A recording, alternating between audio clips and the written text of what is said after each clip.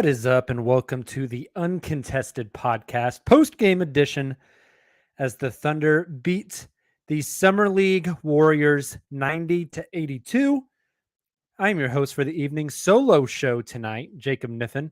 We are brought to you by the Blue Wire Podcast Network and dailythunder.com. Again, this was, I believe, the second to last game in Vegas for the OKC Thunder, and they defeat the Golden State Warriors 90-82. The rest of my co-hosts are enjoying their Friday evenings, so your boy gets stuck with the solo pod tonight. But that's all right. We're going to have some fun. So if you guys are joining in the live stream, get those comments in, those questions. We'll get to all of those. If you listen to the podcast version, just thanks for listening. Really appreciate that. Before we get started, I want to let you guys know about a few things. Number one, make sure you check out our new and improved merch store over at cottonbureau.com. We've got some new Chet gear up I think you guys will love. So make sure to go snag your Chet Holmgren shirt before the season starts. Also, if you have not yet, go drop a 5-star rating wherever you download our podcast from. If you do that, take a screenshot and DM it to us on any social media platform, Facebook, Twitter, Instagram, TikTok. And I will mail you out. We have a handful, I got them right here, a handful of these awesome holographic uncontested stickers. So shoot your 5-star rating over to us on social media. We will get you some awesome stickers. All right, let's dive into this game. We're probably not going to make this podcast a super long one, but I think there are some important things to chat about. First, pregame, we got an update from Thunder PR that Ousmane Dieng has a chip in his right wrist.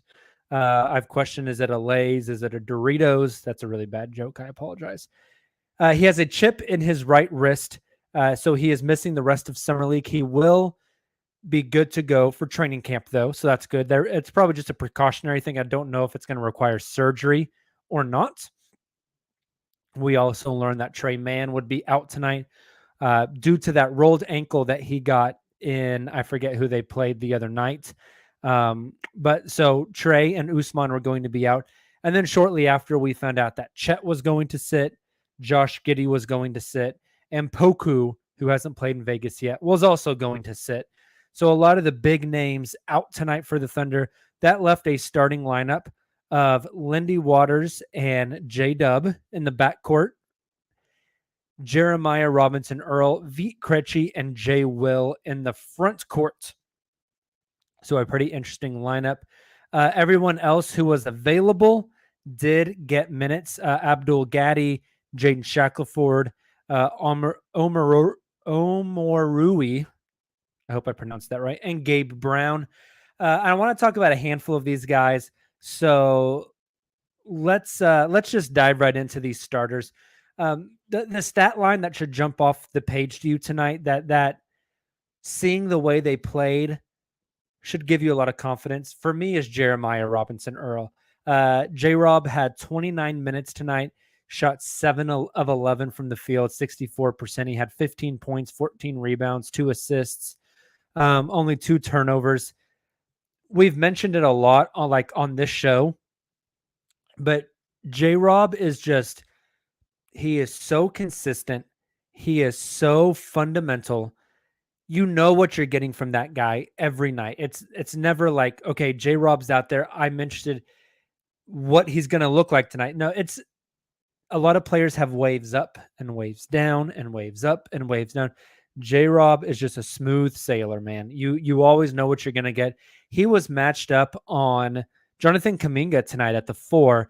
Kaminga did have a pretty nasty spin and dunk on J-Rob in, I believe that was the third quarter, start of the third quarter. But if you ask me, Jeremiah Robinson Earl drastically outplayed Kaminga. Again, J-Rob had 15 points, 14 rebounds, 2 assists. If we go look at Kaminga, Kaminga was 5 of 15 from the field, 2 of 7 from 3. Yeah, he had 16 points, 4 rebounds, 5 assists, 7 fouls, 2 turnovers, especially in that first half. I just thought that Jonathan Kaminga did not look well at all. And he's young and he's got a long runway, but I mentioned this on Twitter tonight. I wanted to bring it up on the show as well. Going into last year's draft, we started to hear a lot about how the Golden State Warriors wanted to draft Josh Giddey at 7, but since the Thunder took him at 6, he wasn't available, and so they went with Jonathan Kaminga instead. I think that's probably like the highest upswing player they could have taken there. But going from Josh Giddey to Jonathan Kaminga are 2 drastically different players. Like Giddey, 6'9", probably like 210. Not a lot of athleticism there. Giddey doesn't move laterally like crazy fast. He doesn't jump crazy high. He's not super quick, not a quick twitch guy. But I mean, we've all watched Giddey. Incredibly high basketball IQ. His feel for the game is just off the charts. He's always going to make the smart, right play. You never have to worry about Josh. The complete flip side of that coin is Jonathan Kaminga, who is built like a truck, is just an insane freak athlete, especially vertically. I don't think he's super quick twitch and shaky. Somebody tonight on Twitter said that Jonathan Kaminga is more like an Anthony Edwards athlete. Like, I'm going to bully my way through you and jump over the rim versus I'm going to shake and get around you, kind of like a Jalen Green athlete. I don't know, just total polar opposites. Kaminga, kind of a low IQ basketball player, doesn't really have any feel, not a lot of skill there, just a freak athlete that you want to put a basketball in his hand. So, but I thought Jeremiah outplayed him tonight. I thought Jeremiah had a very, very good game. I think I've said it on here before. I'm going to say it again. My personal belief is that Jeremiah Robinson Earl is starting for the Oklahoma City Thunder on opening night next to Chet Holmgren, and that it will stay like that unless somebody completely outplays JRE to the point where you can't justify it anymore, or JRE gets out there and is just horrible. And I don't see JRE being horrible at all. I think having that guy that is fundamental, consistent, does all the little things, I think that's a perfect guy to have next to Chet Holmgren in the front court.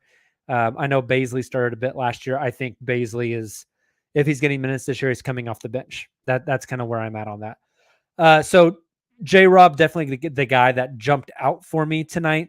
Guys like Gabe Brown, Omorui, Shackleford, those guys all had like good scoring games, did some nice stuff.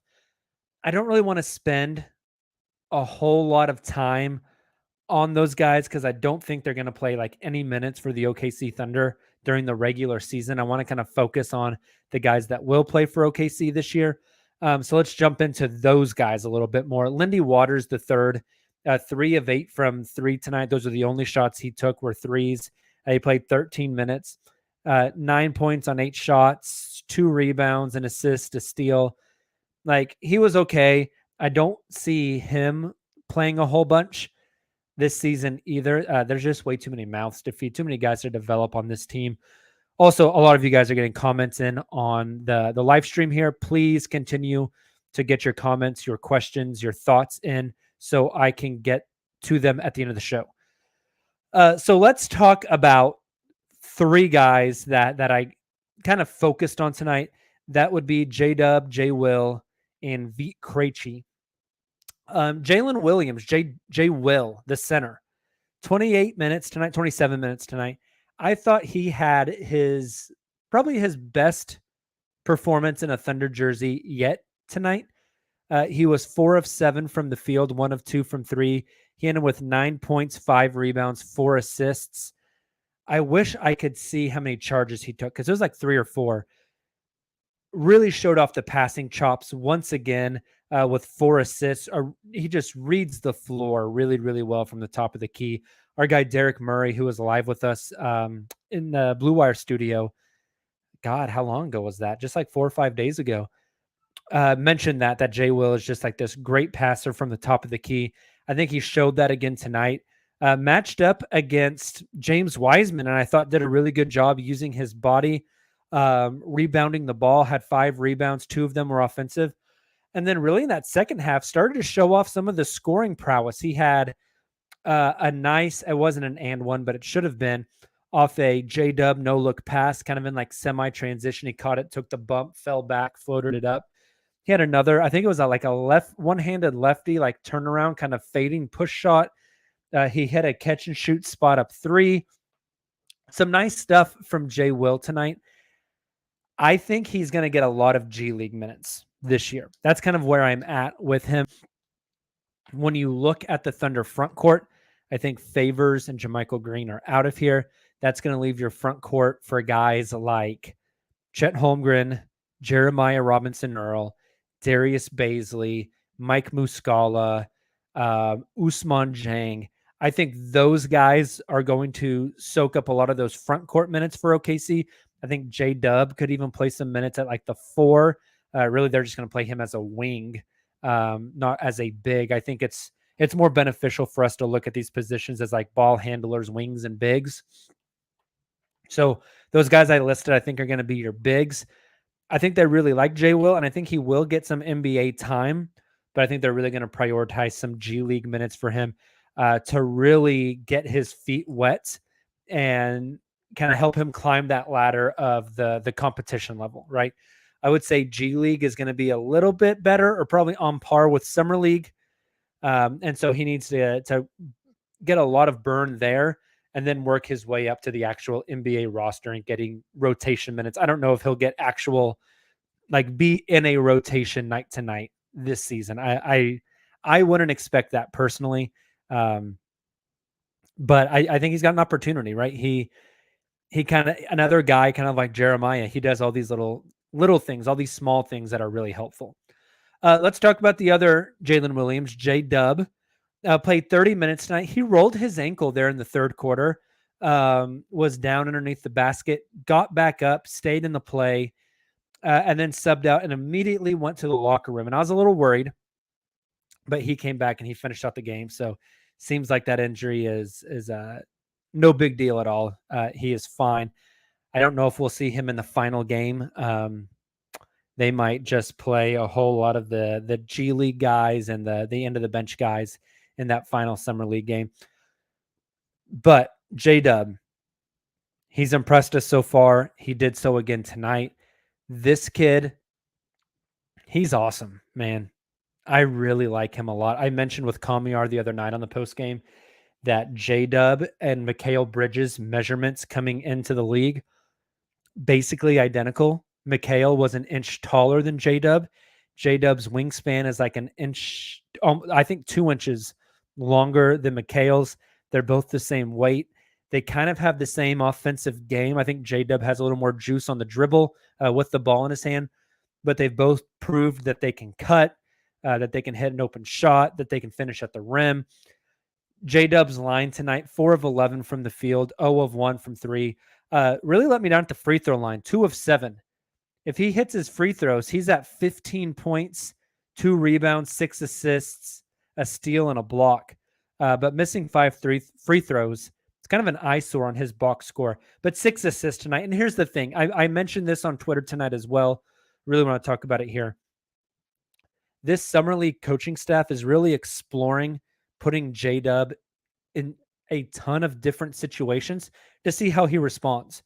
Because at Santa Clara, he was the primary ball handler. He was their point guard. But just in Vegas, we saw him start. We've seen him come off the bench. We've seen him offensively be like completely off ball, only catch and shoot and cut. We've seen him, like tonight, be completely on ball, being your primary creator on the floor. We've seen him guard point guards like Matt McClung tonight. We've seen him match up and play 30 minutes against Jabari Smith Jr., who is very clearly a 4 and may get time at the 5 in the NBA. They're just putting this kid in tons of different situations to test him out and see what he looks like and figure out where he's at. And I love that. I think this kid is a jack of all trades. He's going to fit with any lineup. I think we talked about this the other night on the show, but I can see situations where it's a Tuesday night in November and Shai Gilgeous-Alexander has a sore ankle and is out. So they start J-Dub. And then Lou Dort is out on the second night of a back-to-back. So they start J-Dub. And then Chet Holmgren is out for rest. So they start J-Dub. Like, I think almost 1 through 5, you can put J-Dub in there. He can play as a ball handler. He can play as a wing. He can't really play as your big, but I mean, we saw him match up against Jabari Smith Jr. I think the versatility is so wide with this kid. There's so many things he can do that you just want to throw him out there. You want to get him time. And I think we're going to see that a lot. I think he's going to get a ton of burn in Oklahoma City this year. And back to my Mikal Bridges comp. Mikal was a year older when he came to the league. I have really high hopes for J-Dub. Really, really high hopes. And somebody tweeted at me tonight and said the kid is a great off-ball cutter and finisher. You absolutely love to have that next to Josh Giddey and Shai. I mean, you can imagine Chet is spotted up off of a pick and pop. Giddey is spaced out to the one corner. JRE is spaced out to another corner. Shai drives downhill. The defense collapses. And here comes J-Dub on a backdoor cut for an easy lob and dunk. Like, I think we're going to see that a ton. The dude, like, he's just so cerebral. Really, really impressive stuff. Again, the only eyesore for him tonight is the 2 of 7 from the free throw line. Last guy I want to talk about tonight, and then I'm going to hit some of your guys' questions and comments in the chat, is a guy that really impressed me tonight. He is a guy that I think is very much in those 5 or 6 players who are going to be in competition for that last roster spot. And he showed me some stuff tonight that I'm interested in, and I wouldn't mind him keeping his spot on the team or maybe getting converted to a 2-way. That is Vit Krejci. Vit tonight was 4 of 10 from the field, 2 of 6 from 3. He finished with 10 points, 7 rebounds, 5 assists, 1 steal, 1 block. And the dude was just making stuff happen. I love to see the assists. He had some really nice passes. He had a pull-up 3, a spot-up 3, some nice finishes at the rim. He looks like he has more juice. It looks like he's a little more nimble, a little more confident, a little more athletic. And I wonder if for the first time in being in Oklahoma City, his knee is finally feeling right. When the Thunder drafted him, he had an ACL tear. They brought him over to the States to help him rehab that whole first season. That second season, he played G League minutes. He got bumped up and played some NBA minutes, especially at the tanking stuff at the end of the year, but didn't look to have a whole lot of athleticism. There's still been times in Summer League where he's been blown by off the dribble as a defender, hasn't moved great laterally. But tonight, some of the fluidity to his game, to his movements, rebounding the ball, pushing it in the break, his size, his height, he's like 6'8", 6'9". There's just some interesting stuff to him. I think he moves the ball very, very well. I think he does have a really nice jump shot. I'm interested in Vit, and I think he's going to be, like I said, in competition for a spot. He's going to be one of these guys that's fighting to keep his contract or possibly get waived. I'm getting to the point I like him a lot. Like, I think he is fascinating. If right now I had to choose between like Vit and Teo and Favors, I think I'm taking Vit. Teo's fine, but I can go find a guy that's like 6'3", how tall is Teo? 6'4", who is going to be a backup point guard and a game manager. I can go find those guys like a dime a dozen. But if Veet gets it all put together and can be this role playing, pass, dribble, shoot, 6'9", fluid forward, those guys are a little more difficult to find. I'd rather take my risk trying to develop him over a guy like Teo Maladone. So we'll see. But V impressed me tonight. I thought he played pretty well. Let's look at the Warrior side real quick. I already talked about Jonathan Kaminga. Again, the kid is young. He's got a long runway. He's scored like a lot of points in his last summer league game, but is like crazy inefficient. Like I mentioned, I think he's just a freak athlete. And if he can eventually put it all together and get the mental part of the game, the IQ part of the game, the feel part of the game, he could be really good. But he hasn't impressed me in summer league at all. James Wiseman tonight, 20 minutes, only took 6 shots, 4 of 6 from the field, made all of his threes, which were 5 of 8 from the free throw line. He ended with 12 points, 7 rebounds, 2 assists, and a block. He looked fine as well. Besides that, nothing sexy, nothing exciting. Matt McClung had 5 points on 9 shots. Whatever. So after tonight, the Thunder have one more summer league game. They did not make the summer league championship. They had to win by like 26 tonight, and they only won by like 8. So they didn't get there. Sorry, guys. They won't get the NBA summer league ring. So what do you do? But let's hit some of these comments before we get out of here. Anthony says, I think Jay Will is going to be okay. I think he's going to need some time, Anthony, but I think he will get there as well. Anthony also says in his after game or post game interview, he said he had been a little nervous.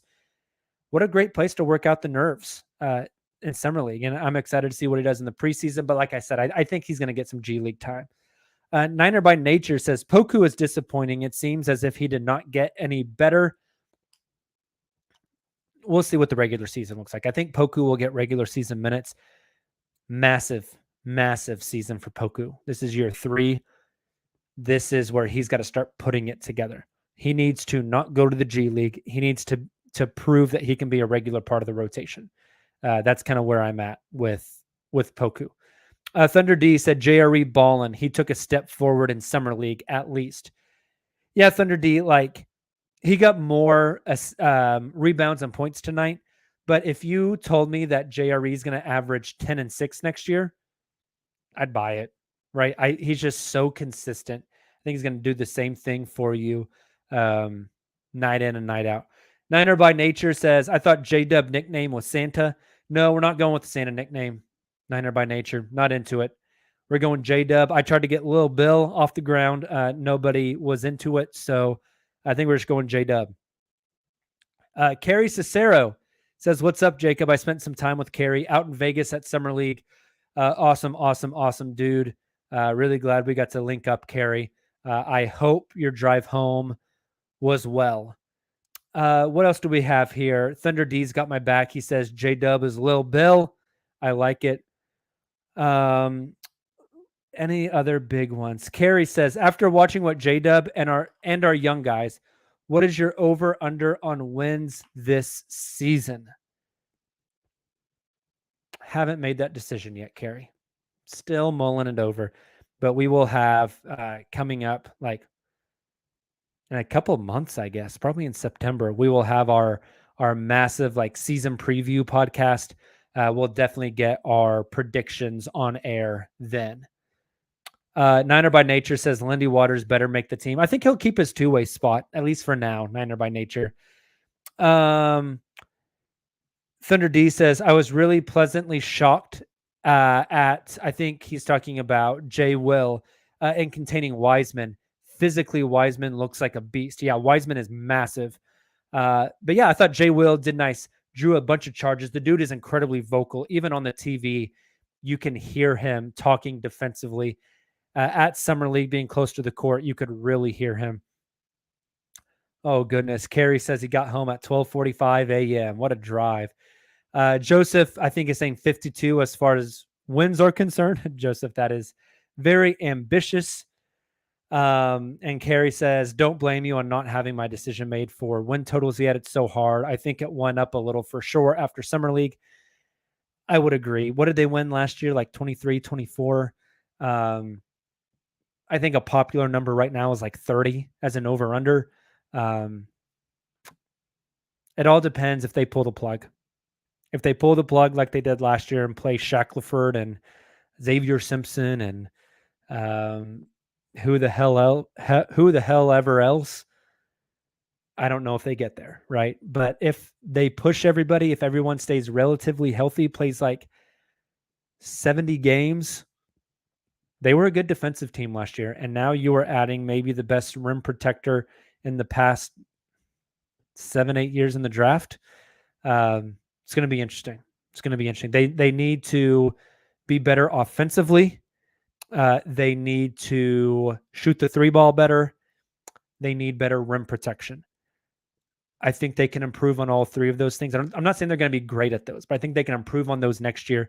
And if they do, they're in a good spot. So, hey, thank you guys so much for tuning in to this post game, this solo post game as I went 26 minutes by myself. Shout out to me, man. Out here grinding. Nah. Hey, I'm working on a really, really cool podcast guest that is very relevant to some Oklahoma City, like the city itself, / Thunder news, information, discussions. Working on getting that scheduled. So I don't want to say anything yet until I have it in stone, but it'll be a really cool one. Actually, if you want to go dig into the archives of the Uncontested, it is a recurring guest. If he comes on, it will be time number 2 that this guest has come on. So really hoping to get that. So be on the lookout. That'll be really fun. We will be back with you guys Sunday night with our typical Sunday weekly live stream, 9 p.m. Central Time. So make sure that you are subbed to the YouTube channel. Follow us on Twitter, Facebook, Instagram, TikTok. Go drop that 5-star rating. Take a screenshot, DM it to us on any social channels. I will mail you out some stickers. Go check out our merch store. Buy yourself some Chet gear, some Shea gear, some Lou Dort gear, whatever you want. We got Trey Mann gear. We got Josh Giddey gear. So go snag your stuff. And we will talk to you guys on Sunday. Until then, and as always, Thunder up.